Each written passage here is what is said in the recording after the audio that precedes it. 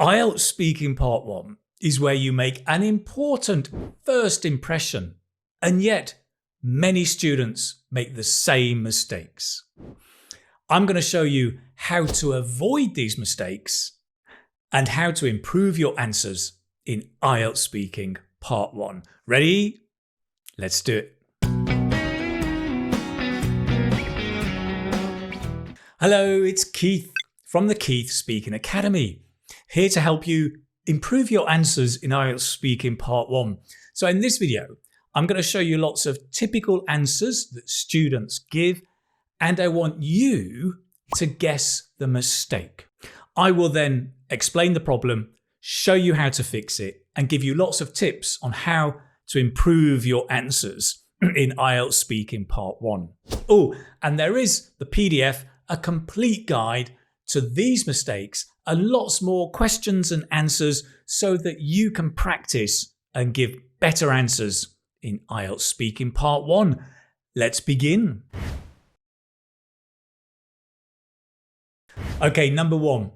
If you guess the problem, you can write in the comments 1 and then the problem. Here we go. Are you good at telling jokes? Yes, there is a lot of research saying that telling jokes is good for our mental health. Right, did you spot the problem or the mistake? You see here, the student is not talking about themselves. They're giving a generic answer. The question wasn't, why is telling jokes good? Is there any research? It was, are you good at telling jokes? Part 1 is all about you. You need to speak and talk about you, your experience, your life. A much better answer would be, not really. I often forget important points in the joke, or worse still, I forget the punchline. So don't give generic answers, talk about you. Number 2. Do you like singing? Yes, I do. It's great. So the problem is the answer is too short. In Part 1, it's true. You do want to give short answers, but not that short, right? Avoid one word or one phrase answers. I would suggest you develop your answer a little bit, maybe 2 to 3 sentences. You can speak for about 20 seconds. So give a little bit more, but not too much. A much better answer could be, yes, I enjoy singing in the shower, but I would never sing in public. I'm too shy for that. Now, here's a useful tip. In Part 1, you can very easily show off your knowledge of tenses. So for questions that are, do you do something? Do you cook? Do you run? Do you drive? You can use this trick. You can say, yes, I do it. I started doing it when I have done it for so many years. 3 tenses in one short phrase.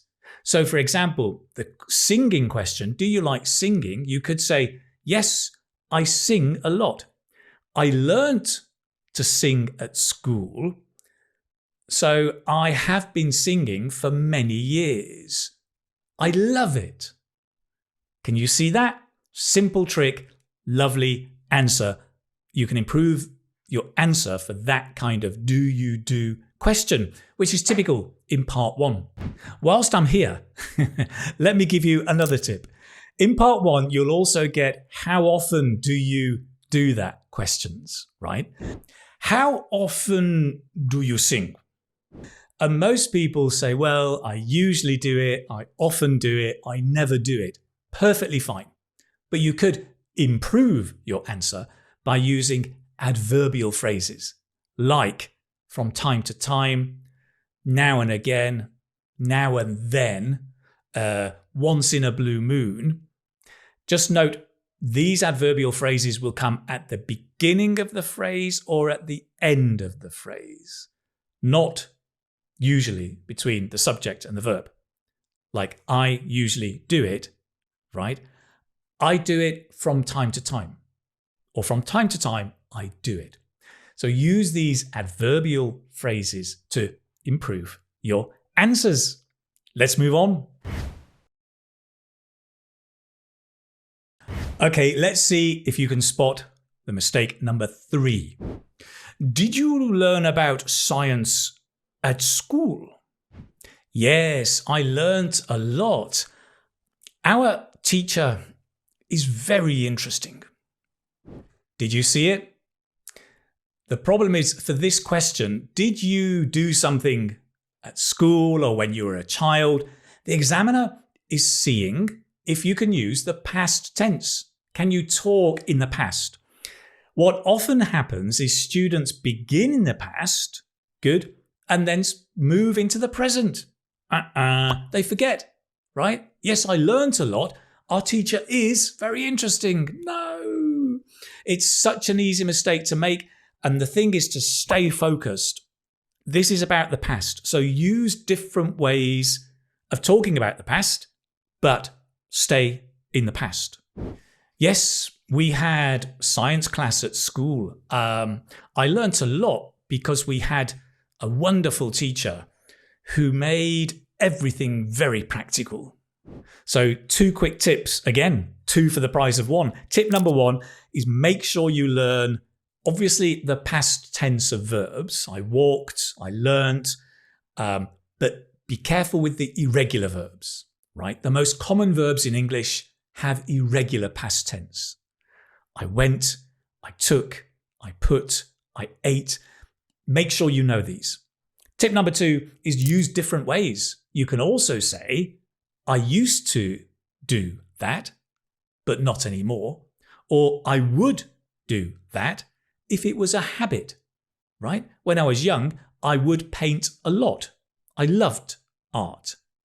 Okay, so use different ways of talking about the past, not only the simple past tense. Okay, let's move on. Okay, here comes the next mistake. Get ready. Have you ever seen old buildings in the city where you live? Yes, old buildings are a prominent part of the landscape in my hometown. With the development of technology, they have grown like a spider's web. Did you spot the mistake? Well, I think clearly here the problem is the student has memorized the answer. So he says, well, the old buildings are a prominent part of the landscape, of the cityscape. That's nice language, but then with the development of technology, doesn't really fit. And then the spider's web nonsense.